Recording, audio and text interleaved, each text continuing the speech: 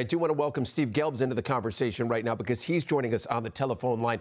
And Steve, if you were listening to what Andy was saying right there when it comes to a trust issue, I want to go back to something that Brodie Van Wagenen said on the day that they introduced Carlos Beltran as the manager of the New York Mets back on the 4th of November. And he said one of the reasons that Beltran was hired because he was trustworthy, and quoting, "We can trust Carlos." So when it's all said and done, was there a breach of trust, as far as you know, that led to the outcome that we have now within the last half hour? Gary, it's hard for me to answer that definitively. I'm in the same boat, and I agree with what Andy's saying. When you look at this situation as a whole, there was a path for the Mets to keep Carlos Beltran, and the one aspect of this that we do not know is whether or not Carlos Beltran lied to the Mets. If he lied to the Mets at any point, then this makes even more sense than it may make otherwise. I do think that probably would have been the number one reason from a Mets perspective to let Beltran go, because they did not have to do it. And listen, that aside, you look at this situation as a whole. I heard you ask, I believe it was Andy, it might have been Todd, about the fairness of Beltran being the only player named in this report, the only player disciplined in this report, even though it wasn't by Major League Baseball now, but by the Mets. George Springer got $21 million today. So can George Springer not be a manager in 5, 6, 7, 10 years whenever he retires? Can Jose Altuve, can Carlos Correa? It's the same in a lot of respects, unless Carlos Beltran lied to the Mets. And that's what we don't know. And that's an enormous question, I think, that hopefully we will know in time.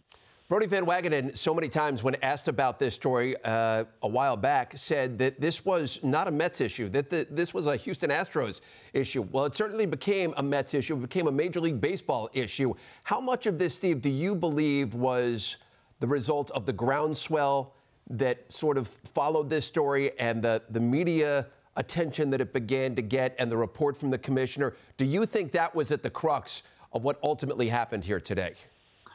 I do. Again, and this is not knowing 100% what Beltran told the Mets, but it did feel over the last 24 to 48 hours like this was inevitable. I said it last night on Hot Stove that the drumbeat just kept getting louder and louder and louder.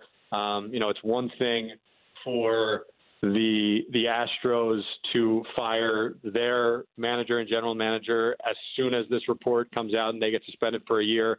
But then to have the Red Sox fire Alex Cora the next day before Major League Baseball imposed any discipline, it just felt like this ball was rolling downhill. The snowball was getting larger and larger and larger. And whether or not the Mets felt like they wanted to keep Carlos Beltran, it felt inevitable, like they weren't going to be able to. Steve, less than a month to go now until the Mets and everybody else around baseball heads down for spring training. So obviously the big question is who's going to be the manager of the New York Mets? Where do they go? Are they back at square one, or how does this unfold? Do you have any thoughts on how this whole thing may play out?